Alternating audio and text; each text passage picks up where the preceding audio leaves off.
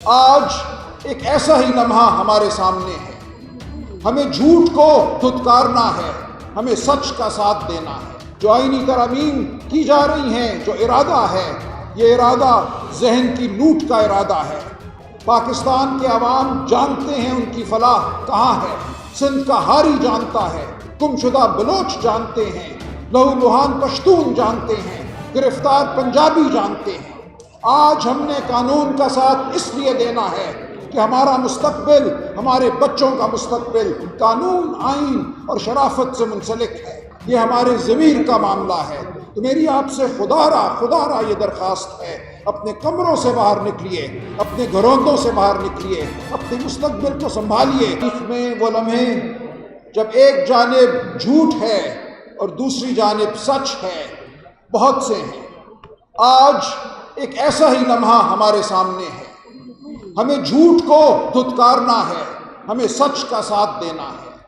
جو فریب اور جبر کا نظام 8 فروری کی شام ہم پر مسلط کیا گیا، اب ارادہ ہے کہ اس نظام کو ایک سیاہ عدالت کے ذریعے پختہ کیا جائے، اس پر پردہ ڈالا جائے۔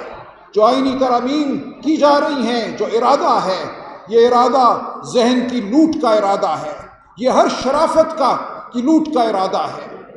آج کے بعد اگر ہم باہر نہیں نکلتے، اگر ہم اپنی آواز بلند نہیں کرتے، تو ہم اس جھوٹ کے پشت پناہ بن جاتے ہیں۔ ہم نے ایسا ہرگز نہیں ہونے دینا۔ پاکستان کے عوام جانتے ہیں ان کی فلاح کہاں ہے۔ سندھ کا ہاری جانتا ہے، گمشدہ بلوچ جانتے ہیں، لہو لہان پشتون جانتے ہیں، گرفتار پنجابی جانتے ہیں۔ آج ہم نے قانون کا ساتھ اس لیے دینا ہے کہ ہمارا مستقبل، ہمارے بچوں کا مستقبل قانون، آئین اور شرافت سے منسلک ہے۔ اگر قانون، آئین اور شرافت کو ہم نے پامال ہونے دیا تو ہمارا کوئی مستقبل نہیں ہے۔ اس ملک میں نہ سرمایہ کاری ہوگی، نہ یہاں نوکریاں پنپیں گی، نہ یہاں ہمارے بچوں کا مستقبل محفوظ ہوگا۔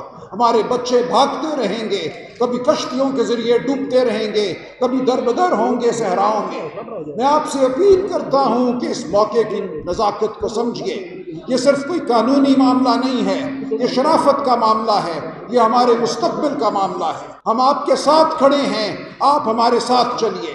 یہ کسی ایک سیاسی جماعت کا معاملہ نہیں ہے، یہ پاکستان کے ہر فرد کا معاملہ ہے، یہ ہمارے ضمیر کا معاملہ ہے۔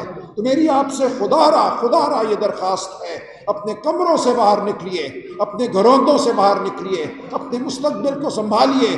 ہم آپ کے ساتھ ہیں، آپ ہمارے ساتھ رہیے۔ بہت شکریہ۔